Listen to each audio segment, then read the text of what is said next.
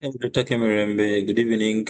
Good evening, Dr. Mwanguzi. How are you today? Good evening, ladies and gentlemen. Thank you for joining us once again for day 3, our final day of week 6 out of the 7 weeks of the Neurotarium Educational Series. I am Kemirembe. I'm a psychiatry resident from Makerere University, Department of Psychiatry. And I'll be our moderator for today. Once again, I'll introduce our speaker, our trainer for the week, Dr. Mugume Raymond, who has very ably led us through Parkinson's disease. We started with the definitions, the history, and the diagnosis, as well as epidemiology of Parkinson's on Tuesday. Yesterday, he took us through the neuroscience of the neurobiology of Parkinson's disease. We looked at the etiology and pathophysiology. And today he's leading us in a discussion of the management of Parkinson's disease. I appreciate all of you for making the time to come and join us. I know it's very difficult being the end of year with different programs, including examinations, but thank you very much. We really appreciate your commitment to this training, and we are very sure you'll benefit and you'll not be the same after the series. Just a reminder before we start, our presenter is ready, but I wanted to remind us about the Neurotarium website where we can always find all these resources and more.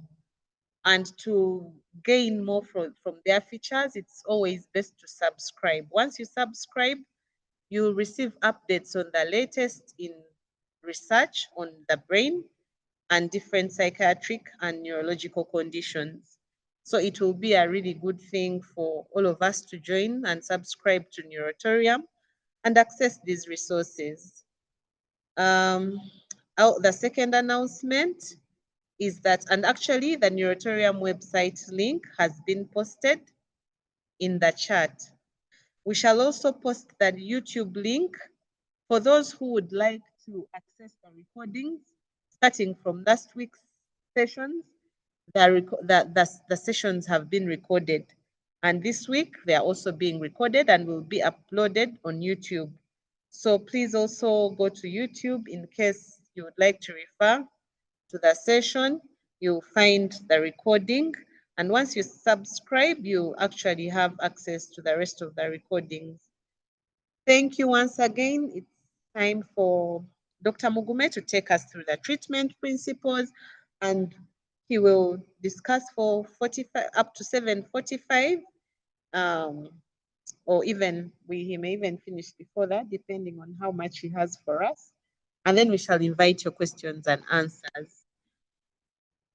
Dr. Mugume, before you come on, I also wanted to tell the team that we are going to have a post-test during the session. Just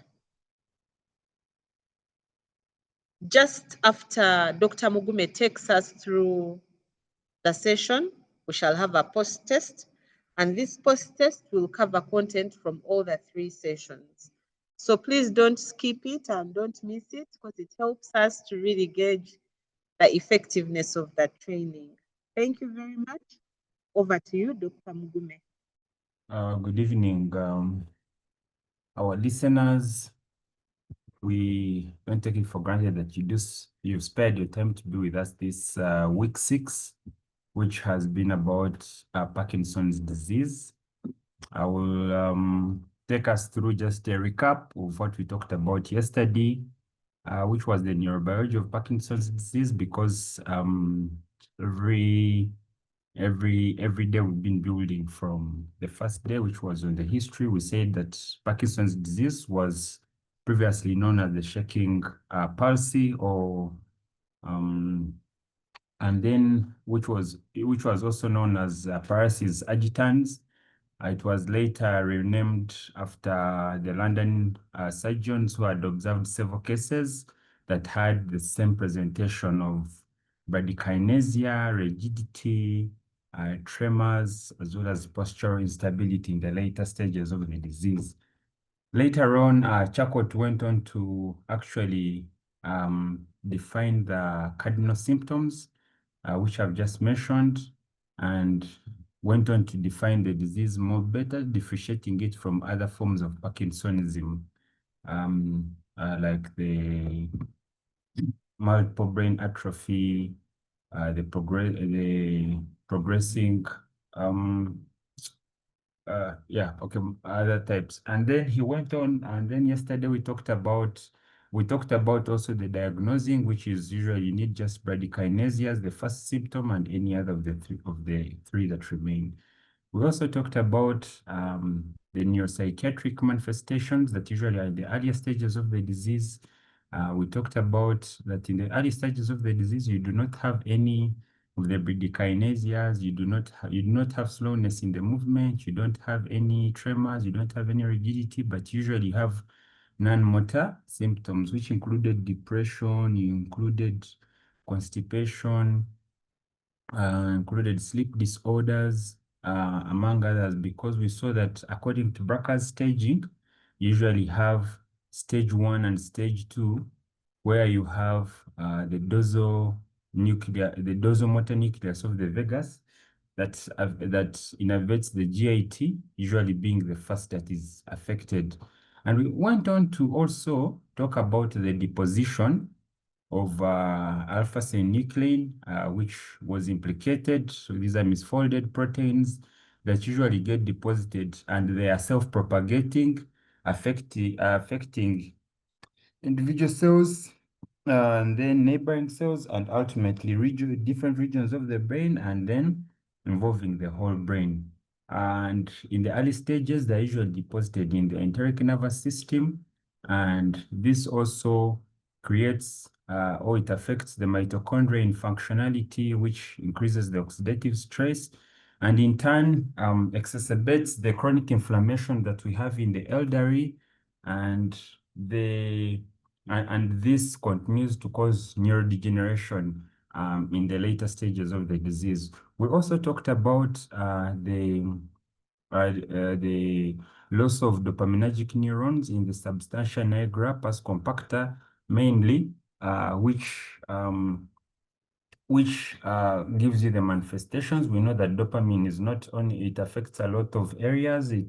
We have it in the basal ganglia, which is usually for initiation of movement. And we talked about the different parts of the pathways that are involved that are usually affected. And so this brings us to the treatment principles that we need to keep in mind, having looked at the neurobiology. So we are going to just literally give you principles, not necessarily telling all the medications, wherever it is necessitates. I will just mention the medications, but mainly what we need to understand is the principles.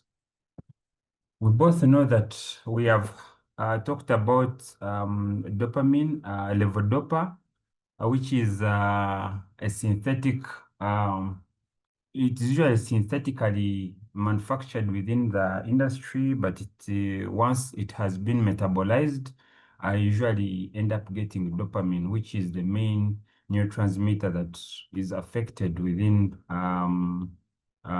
Parkinson's disease. And we need to know that this dopamine, like I said, it is used in the enteric nervous system, it is used in the brain, but usually the main target why it has been since 1879, levodopa having been discovered that it is actually the mainstay of treatment. It helps with management of the motor symptoms mainly, okay?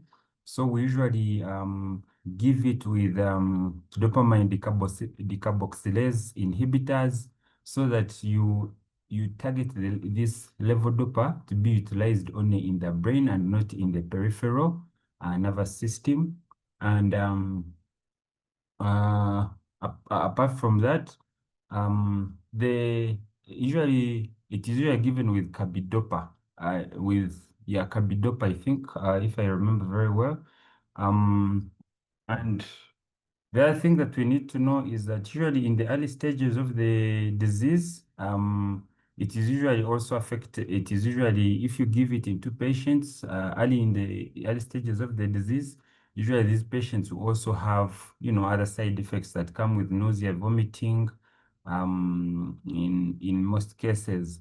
And so it is only important that levodopa is the mainstay, and it does not treat or cure the Parkinson's disease, but help us to manage the motor symptoms.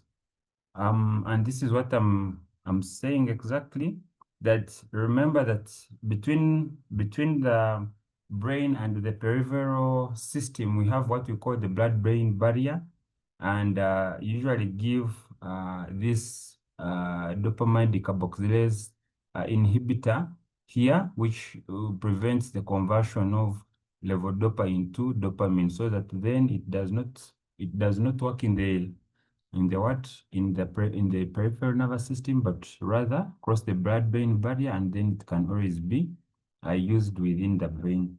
And once it is introduced once the dopamine is converted, once the levodopa is converted to dopamine, usually you have the dopamine transporters, which help to always, after action here, usually it has to be taken back into the vesicles. And this is, of course, our synapse. We talked about dopamine 2, dopamine 3, dopamine 4, dopamine 1, and dopamine 5. These are all subtypes of dopamine receptors. We're looking at the direct pathway and indirect pathway. We talked about dopamine 1, which is usually excitatory and helping us to in initiation of movement, and dopamine 2 being that which helps us to control any other movements. So that is literally how it goes in. Okay, so you have short outbursts of drug release, which you will get your dopamine, and then the dopamine decarboxylase converts the dopa into the dopamine, and of course, again, it is stored into the vesicles, depending on the need. When the neural circuit messaging happens, it is released into the synapse. It causes postsynaptic changes after touching on the postsynaptic receptors. And then once the action is done, it is usually again stored by the dopamine transporters back into the vesicles, okay?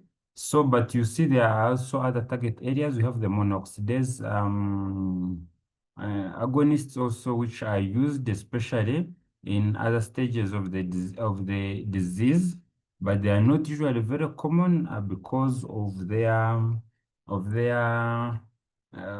cautionary when it comes to the foods we kind of eat. So we usually, again, I want to emphasize the levodopa. There are, of course, limitations, as you know, with levodopa. One is that it has a shorter half-life, okay? So if you do not give it with a decarboxylase inhibitor within 50 minutes, it will have already been broken down, okay? Its short half-life is 50 minutes, but once you give with a decarboxylase inhibitor, the dopamine decarboxylase inhibitor usually takes up to 90 minutes. So you see that is one of the limitations that comes. So it means if it is a long stay, treatment in the later stages of the disease, that is stage 3, stage 4 to stage 6, you might have, you might fail to control the motor symptoms, and not because the drug is failing, but because of progression of the loss of dopaminergic neurons. I told you about the case where they had transplanted or grafted, given some patients who had late stage, and they were given fetal neurons of dopamine. And however, because of the deposition of the alpha-synuclein, they ended up also worsening despite having improved in the first 3 to 5 years. So you need to keep that in mind, that even when you're meeting patients, you try to explain it to them and clarify that with them, because they might think maybe it is the treatment to stay. Of course it is, but it is not the one to cure. You have to also manage the expectations. And on a spur is only once you give it, it is, and also the other limitation is that it is an oral tablet. We do not have IV or subcutaneous or Nasal sprays, at least within our settings, I think I've only seen the oral tablets. So because of course the first order kinetics that comes in, and so we do not a small percentage of the levodopa reaches the brain. That is another limitation, and because of its shorter half-life, you have early wearing off, and we talked about these terms, the on and off and wearing off. Wearing off is where you have just symptoms, both motor and non-motor, that happen between dosing. So before the person receives their second dosing, they have wearing off, so they have those symptoms until you give their second dose. So between that time, the more it happens, as I have already informed you in the later stages of the disease, it reduces the quality of life. It affects the patient in many ways. It affects the attendant. They have to adjust. Then, of course, the costs, their mental health, among others. And then, of course, the motor fluctuations and dyskinesias, which are usually, and of course, hallucination psychosis that usually happen in the later stages of the disease, stage 6, also do affect the patient. And so some of the limitations do come with the long-term treatment with levodopa. However, we must acknowledge also the strengths that one, it is the gold standard. There is no any other drug so far or any therapy that is on board that can help us with effective symptom relief in Parkinson's disease. And it has an acceptable tolerability profile, given that, of course, the age group that we are looking at is usually between 50 and above. So we need to also take that into consideration, that it is acceptably tolerable to this kind of population. And in the short term, it helps to improve the quality of life.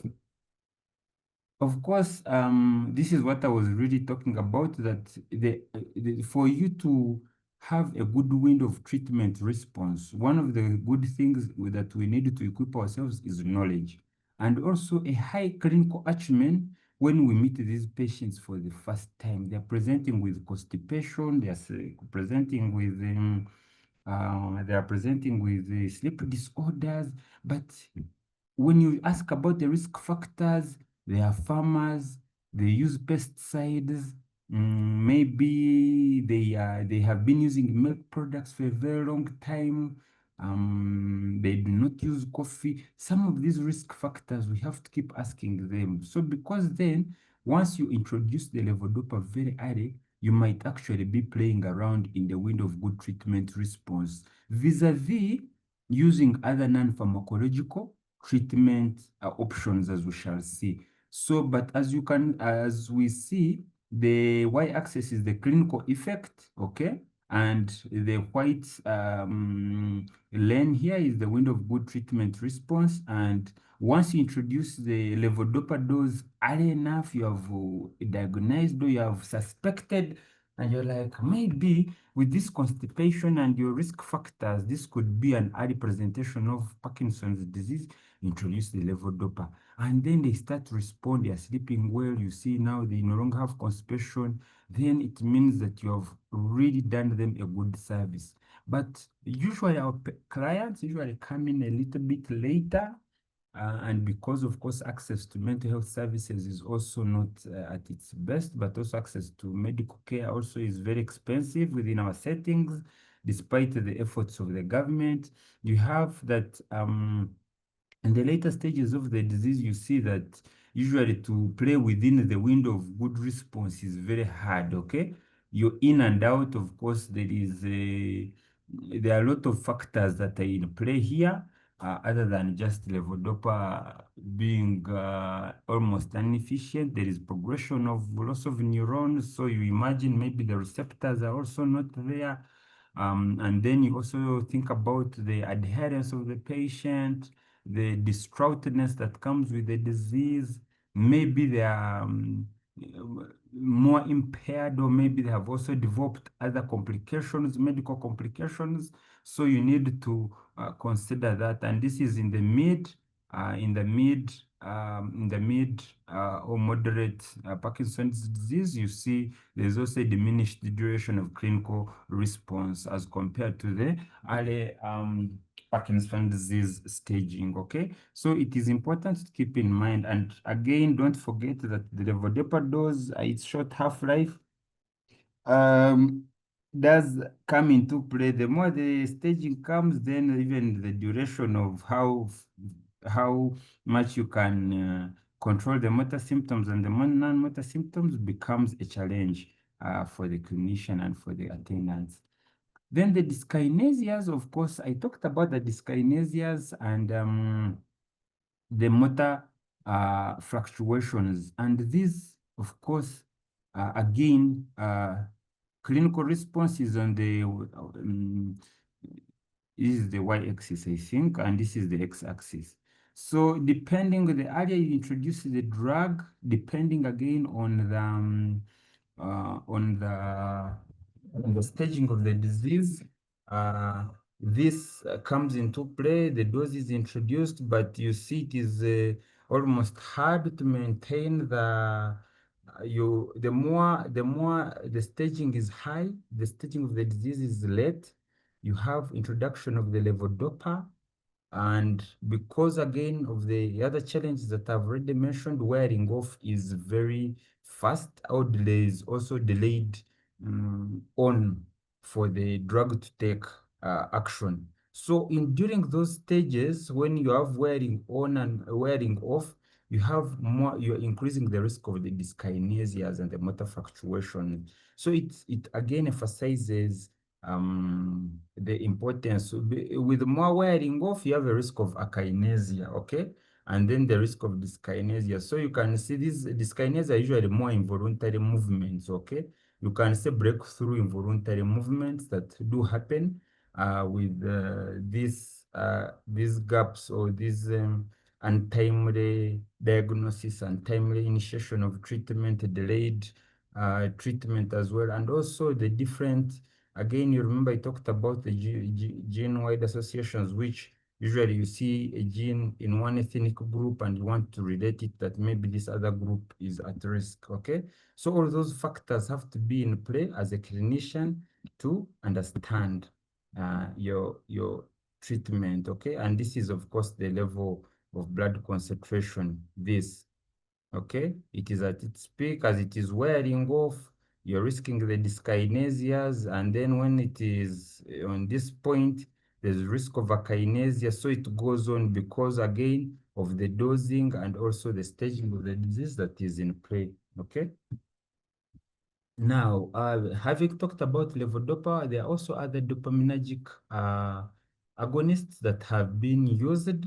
These ones usually mimic the action of dopamine, as we shall see. Dopamine, of course, as you can see here, and then the dopamine agonist, okay?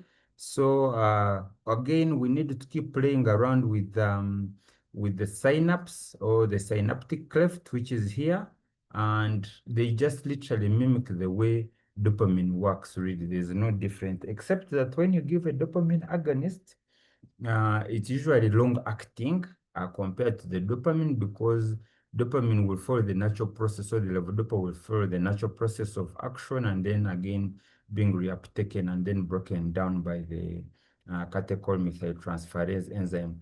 But here, usually the dopamine agonists, we have the cabogoline. Cabogoline is one of them, and yes, there is cabogoline. There is also, I think, ritonoline. Some of the drugs that are dopamine agonists. So usually they are more fast acting, and they're usually as adjunct treatments, especially in patients who are having motor fluctuations. And however, they can also contribute to more of the side effects that we talked about: the vomiting, the nausea, the psychosis. Then also the patients are more predisposed to these impulse control disorders, so high hypersexuality, pathological gambling, binge eating, compulsive buying. These come into play, okay? So we need also so you have to weigh the risks against the benefits. Then we have the monoamine oxidase inhibitors that some of the other drugs that we use. And why do we need to be very cautious with the monooxidase inhibitors? Because again, um, so we have the isocarboxazide, the seregirin, the phenelazine, some of the examples that we need to look out for, but they are not usually very common. And the other thing that we need to, I think, keep in mind, if I remember very well, is that these monoamine oxidase inhibitors, they're usually like in the later stages of the disease, and you have to use them only when you must use them, because their safety profile is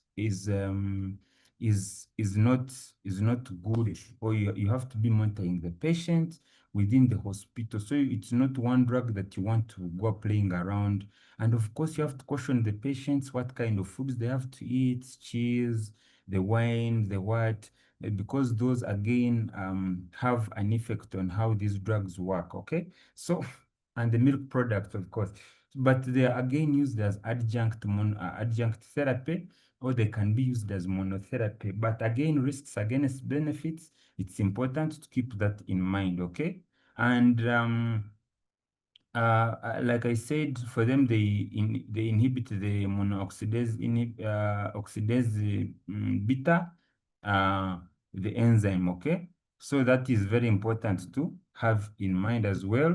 Then we have the catechol methyltransferase inhibitors. Of course, COMET, of course, you know, it kind of breaks down the dopamine to its a byproduct. So usually you're increasing the duration of action of the dopamine within the synaptic cleft.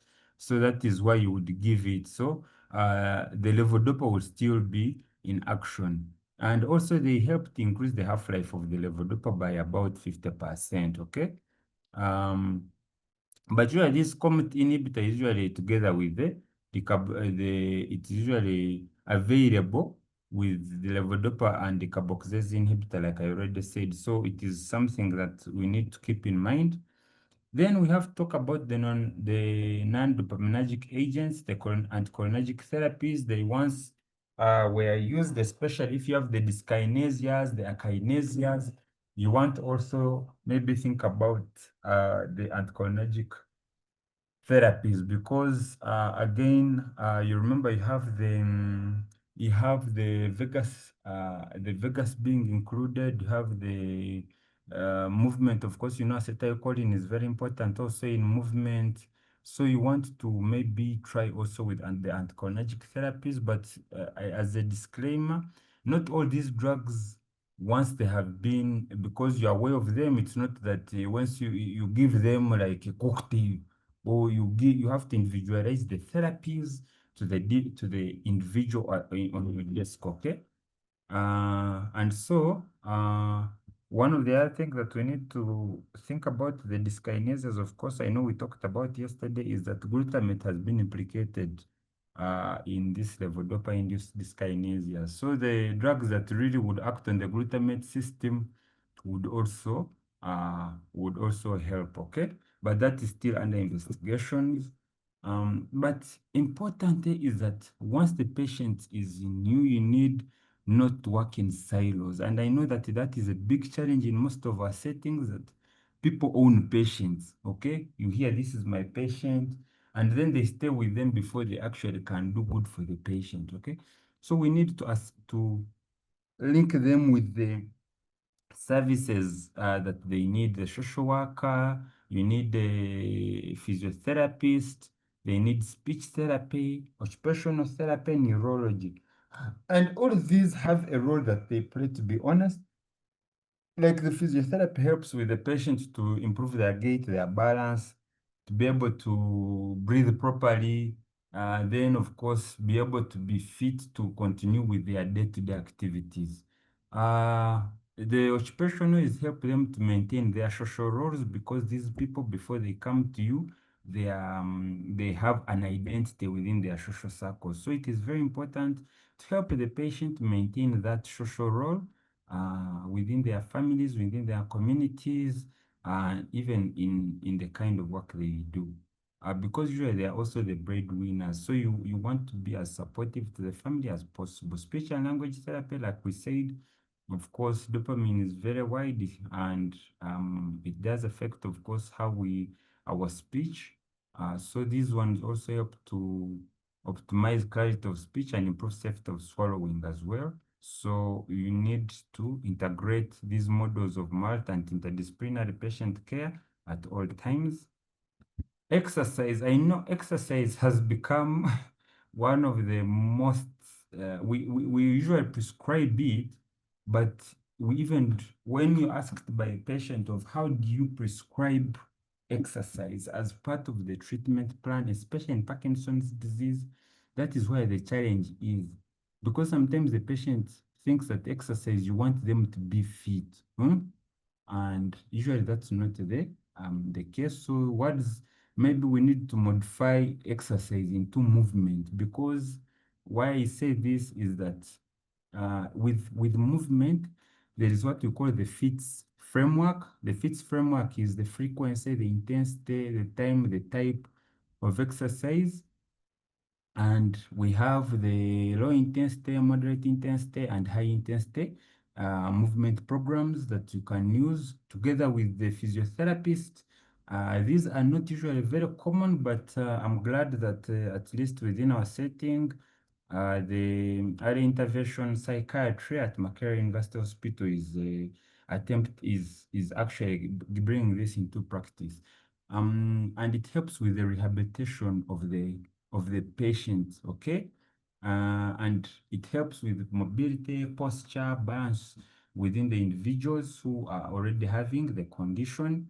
It includes maybe walking, it includes resistance, it includes balance training, and also dance therapy, okay? Because you remember that these patients have this kind of rigidity, okay? They have this kind of tremors, okay? And we said that the tremors, once they are purposeful, once the patient becomes purposeful, somehow these tremors also go away. But also we think about how movement helps with the neuroplasticity, and there is a whole association or a whole sports psychiatry that is really about how to help patients navigate the issue of exercise. And maybe we need to be better as also as practitioners in prescribing exercise in every of our individuals that we've met.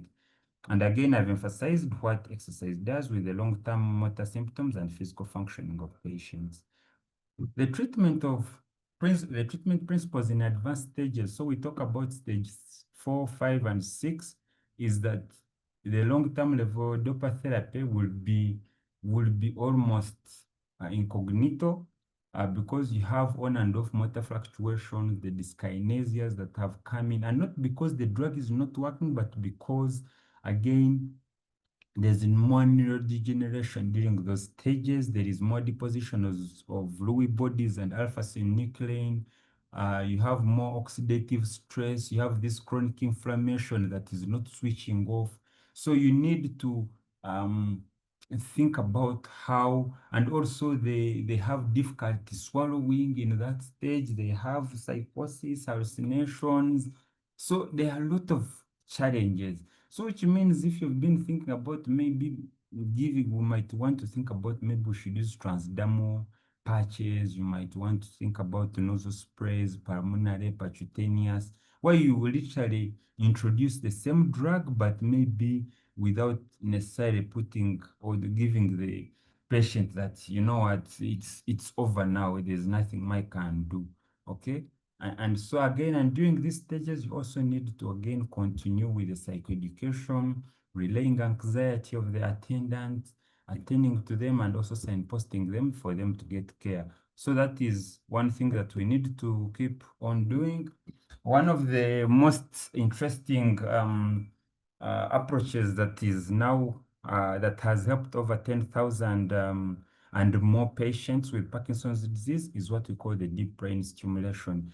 In this, usually there is it's a surgical implantation of electrodes into specific areas of the brain, okay?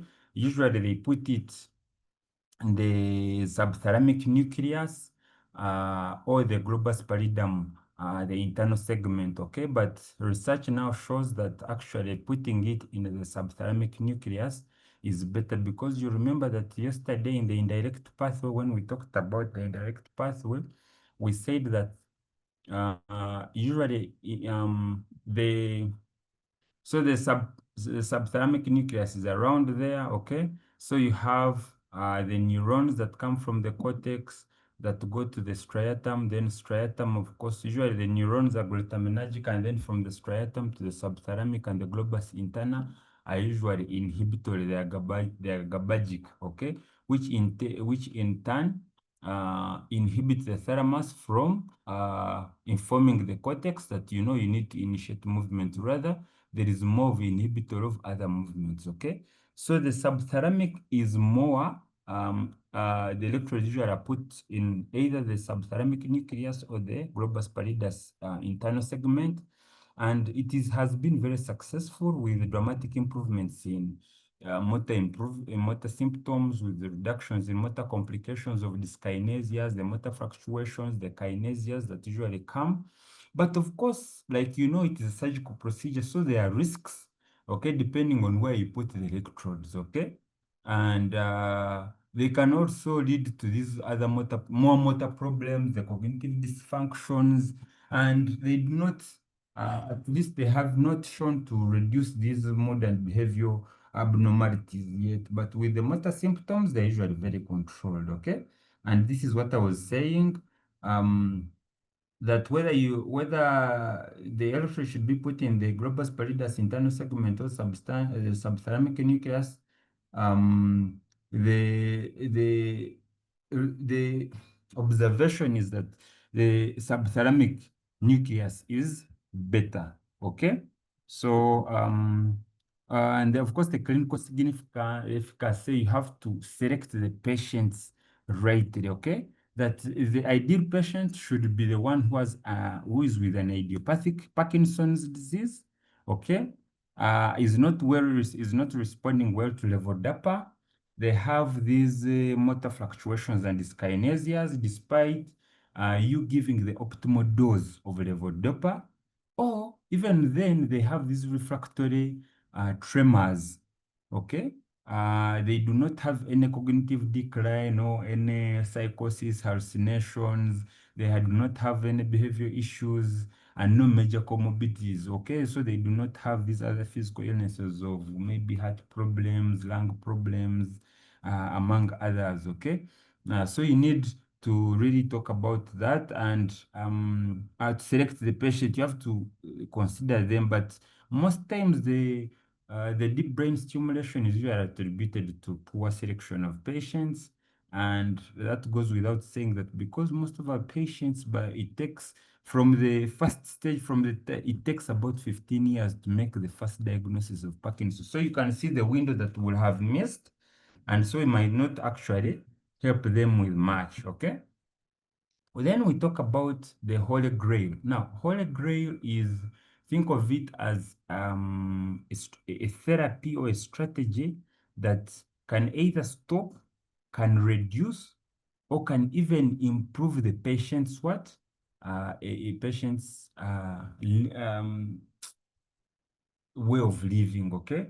And that is to say that these patients usually have very many unmet needs, and so in relation to Parkinson's disease, you want to reduce the rate of neurodegeneration or even stop the process altogether. So we have this progressive loss of function that usually, the person is here, but then they keep on, of course, reducing, okay? So by the time they usually come in, they have spent about 10 to 15 years without treatment, okay?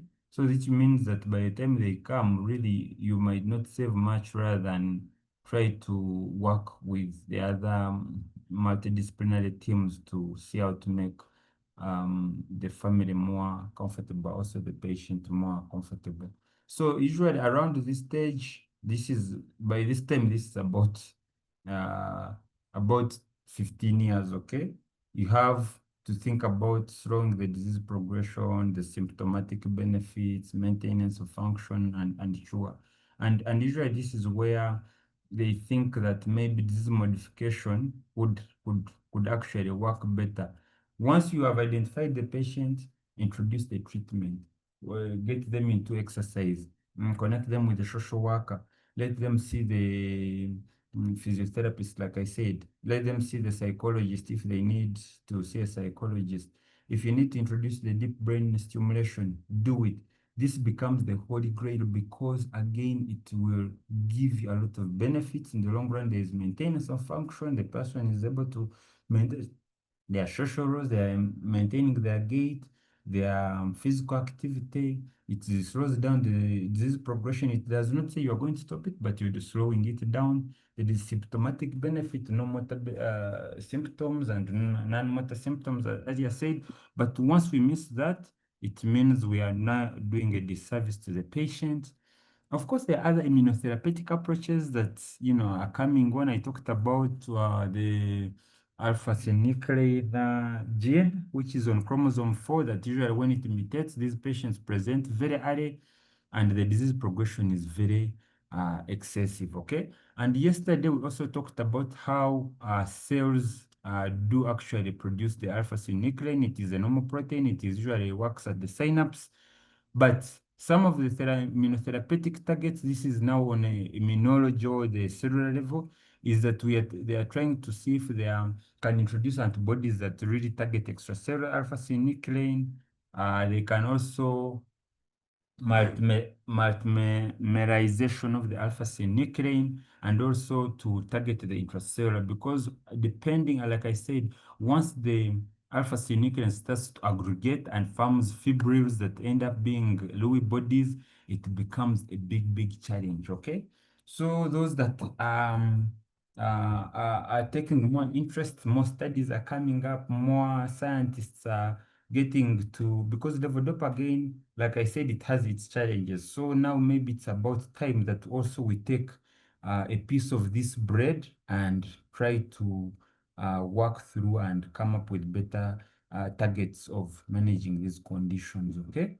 Other targets, of course, like I said, we have people have thought about maybe using the nicotine and caffeine receptors in trying to manage, because you know that if you drink caffeine, it is neuroprotective. But again, is this a treatment option? Maybe not. Maybe it is something that we need to keep giving in. There have been trials with the nicotine patches, but more work is needed. Really, there is no conclusion with it. I talked about the glucocerebrosidase GBA1 enzyme, which is in lysosomes. So because you know that the lysosomes really help us with clearing the cellular debris and creating more room for neuronal growth. So it is also, do we target it in such individuals? What we do, okay? There are some of the disease modifications that we are thinking about, but most important is that we now, of course, we are aware is the gene and cell-based therapies, okay? Where you use usually the genetic material or agent to alter the cellular and the biological function of the cell to treat the disease, okay? And this can be done either in vivo or ex vivo, where you manipulate outside the body in a cell culture, or in vivo is usually manipulated within the body, okay? And of course, there are multiple candidates of gene therapy, including the Parkinson gene, the alpha-synuclein gene, and because you know the alpha-synuclein gene and the leucine RRK2 is these are autosomal dominant. You just need one parent to have it, and you'll be at risk of the gene. Whereas the Parkin gene is the autosomal recessive gene. You need two parents to have that gene, which is usually passed on to the offspring, okay? But of course, you know that there was a case, I think, in China where there was a gene therapy that came off, I think it was in treatment of sickle cell disease, and it caused a lot of ethical questions. So you want to, and it's also an expensive therapy, to be honest, because you have to grow those, you have to like grow the cells, you have to then do the DNA sequencing, then you have to analyze it, and then you have to do that insertional mutagenesis, where you usually introduce the gene into the host genome at the site of the promoting the site that could be responsible, like at chromosome 4, you introduce that gene there, the one that is better, okay, in case there was a mutation, okay? And then that could be an induction of, either an inflammatory process or an autoimmune, okay? But it is very expensive, very, very expensive, okay? But those that have actually had the pleasure to have this gene therapy, there's halting or the progression or stopping the progression of the Parkinson's disease, okay? But then we need to acknowledge where science is heading. We shouldn't be left behind.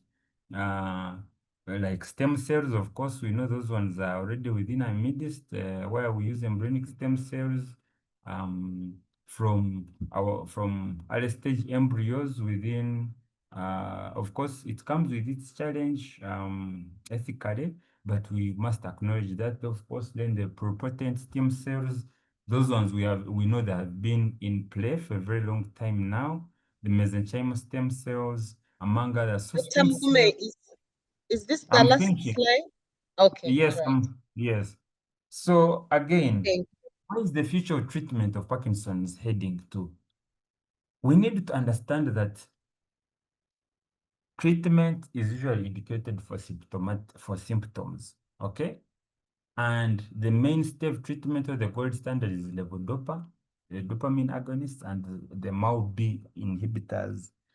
And we need to be precautionary in linking them to other services, okay? Once the disease advances, symptomatic monotherapy can be augmented with use of either levodopa and MAO-B or dopamine agonists, okay? But however, patients with advanced Parkinson's disease would benefit significantly from like deep brain stimulation, from these continuous infusions of what? Dopamine, dopaminergic eye agents, okay? And also we need maybe to think about these other non-pharmacological, like the deep brain stimulations, the gene therapies, okay? And in medical treatments, there should be emphasis of non-pharmacological therapies.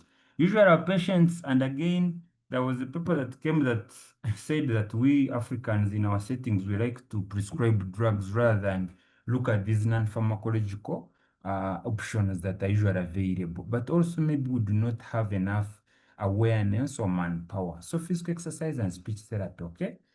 And individuals who have genetic Parkinson's disease, maybe they have mutations in the alpha-synuclein, the RRK2.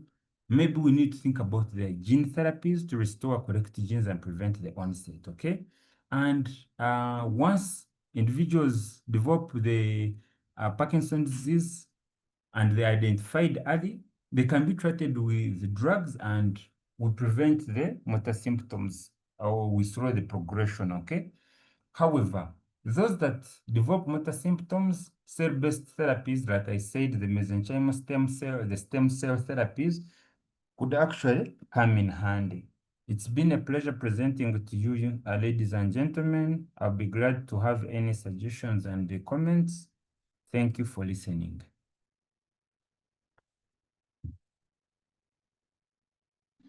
Thank you, Dr. Mugume, for that elaborate presentation. We appreciate the time you have taken to prepare and for also using your time maximally. Thank you very much. So we have one question today from Dr. Muse. Muhammad. He is also grateful. He says, thank you very much for the comprehensive and stimulating session. Your guidance continues to enhance our clinical reasoning and professional growth. I would like to pose a highly relevant and academically focused question, often explored in advanced psychiatric and neurological discussions.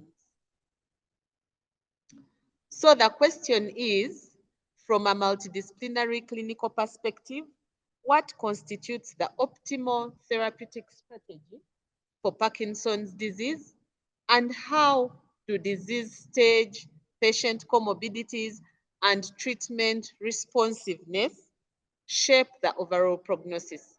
Dr. Mugume, you could go through that quickly. I'm sure you talked about some of it, but you could answer before we get our posts. Oh, the poll has actually been launched. Over to you, So, Dr. Mugume.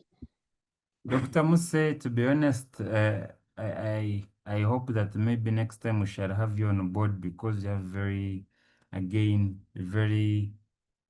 thought-provoking questions on how should we think about treatment and how they do affect our patients in a more critical manner.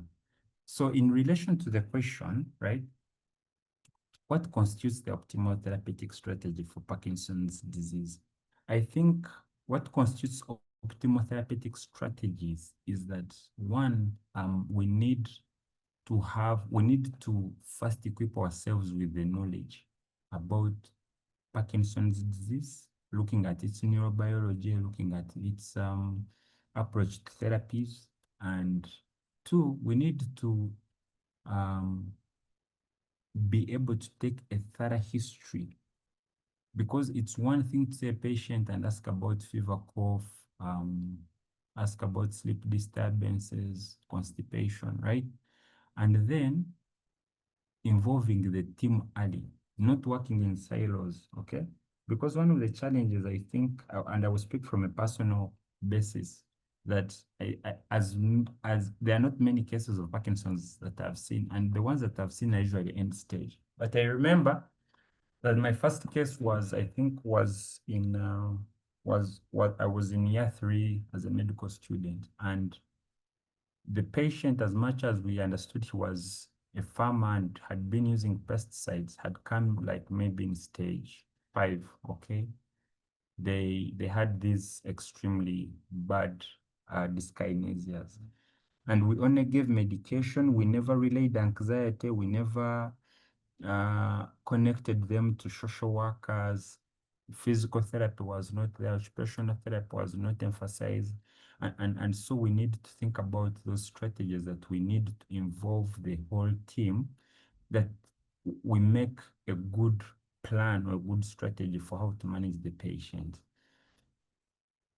Staging again, we can use the BRAC staging, which I already talked about, stage 1, stage 2, stage 3, okay? Depending on if it's mild, if it's early, moderate, or severe Parkinson's disease, that is also the other staging. And then introducing the treatment very early, emphasizing the timely use of the drug, but also educating our patients and their attendants about what Parkinson's disease, because most of the times we usually rush into giving medication without teaching the patients what to do, okay? So that's how I would respond to that question, but maybe Dr. Mwesiga, if he's on call, he would have just an addition to this. But this is how I would think we need to go by in ensuring that there's an optimal therapeutic strategy for patients who have Parkinson's disease. Thank you, Dr. Mugume, for responding to Dr. Muhammad. Dr. Muhammad, I hope you are satisfied. I hereby invite Dr. Mwesiga, our lead scientist and psychiatrist, to give his comments and concluding remarks. Meanwhile, the poll is ongoing. You're welcome, Dr. Mwesiga. Okay, thank you. I will start with the question from Dr. Muse, and I think Dr. Mugume has sort of like highlighted it. One of the big issues in Parkinson's disease is that it involves a lot of subspecialties in medicine. So you can think of it needs a neurologist, it needs a psychiatrist, it needs a speech therapist, it needs a nutritionist. So I think one of the key things in terms of its treatment is that it must be multidisciplinary. That's one. The second thing is that the illness sort of like changes over time. So there's early stage, middle stage, late stage, right? Symptoms change, presentations change, and again, as Dr. Mugume has rightly said, that the therapies, whether it's pharmacotherapy or social therapies or psychotherapies, change across the different stages. And I think it's important to know that. And then as it goes with that, it also has comorbidities. So for me, I think the most important thing about this is that we have to acknowledge that it's one of the most it requires multidisciplinary care.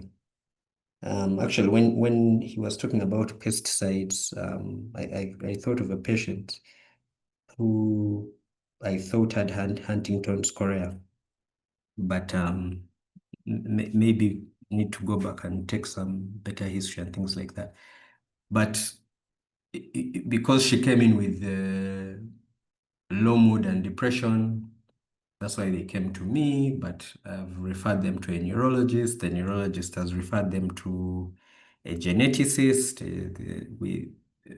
There's difficulty swallowing and all these other things. So we have speech, we have psychotherapy and all these other things. She will have to see a gynecologist because on top of that, she has fibroids.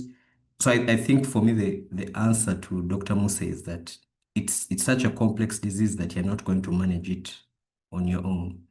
And unless and he started by saying it right, unless we have the knowledge, about presentation of constipation in the middle age, depression in middle life without previous history, no good family history. It's about knowing those things and then working towards them. So that said, thank you, Dr. Mugume, for this week. I know if you remember when we started, I was worried about this week and next week because these are not everyday topics for psychiatrists and trainees, but I think they are very important because in our setting, we get to see them late, and unless we learn how to teach people how to realize like their risk factors and their presentations early, then we'll keep seeing them late. And I think that's the idea when we conceptualize the series, that look, let's teach people a bit more neuroscience. Neuroscience links to treatment, neuroscience links to epidemiology and clinical presentation on neurobiology. And if we can build that as the core of what we learn, then people will probably learn treatments better, and they'll probably learn epidemiology and course and presentations better. So hopefully over the next few months, we'll see some improvement in early identification, earlier referral, and earlier treatment. So thank you, Dr. Atkonda. Thank you, Dr. Mugume. And thank you for everyone who has been able to attend. We'll see you next week for the last of our series, and then we'll take a break. We'll review the scores, we'll review the presentations, and then we'll figure out how to make this better. Thank you very much. Thank you, Dr. Mwesiga, for the concluding remarks, which were very adequate. Thank you also to the rest of the faculty that are here and our senior psychiatrists. I see Dr. Johanji Letitia is still on. We really appreciate when you attend. Thank you all for sparing your time to attend. I am sure you have not remained the same.